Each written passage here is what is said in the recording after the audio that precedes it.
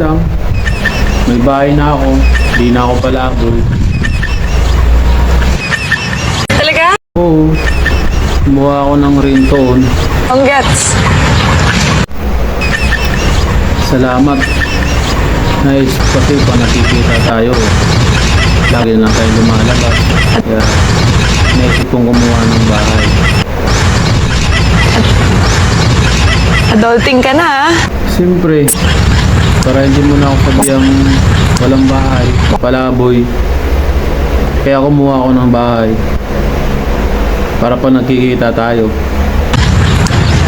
Mukhang nakamove on ka na talaga. Hindi. Hindi pa ako nakaka-move on. Ikaw ba sabihan ng walang bahay, palaboy? Kung magkikita tayo, sasabihin mo sa akin, wala akong bahay, palaboy. Siyempre, masakit sa pakiramdam na sabihan ng ganun. Walang bahay, palaboy. Sige nga, kung ikaw nga sabihan ko ng ganun, okay lang ba sa'yo?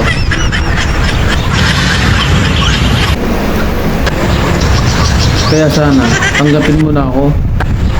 May bahay na ako. Hindi na ako palaboy.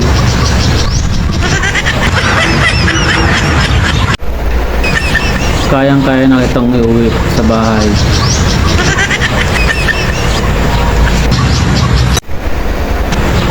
Huwag ka nang mag-isip pa, Juana. Nakinig ako sa advice ng iba. Kaya sana naman, pakinggan mo naman ako. Ginawa akong lahat para sa mga bagay na to. Diba, sabi ko sa'yo dati hindi ko kaya. Mas lalo ako. Mas lalong hindi ko kaya.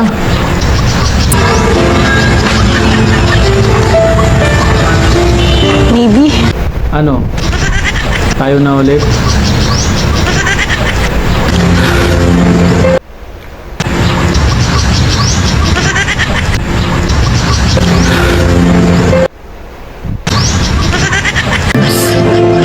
I thought that our story would be a story of moving on. Falling in love is like fireworks. Mabilis, makulay, maingay, masaya. But staying in love is different.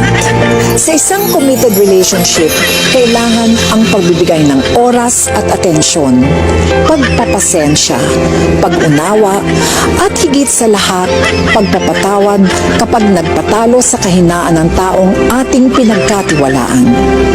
Staying in love can be harder and more painful, pero hindi lamang panandali ang tuwa ang maaaring ibigay nito, kundi saya na mas lalalim pa sa pagtagal ng panahon.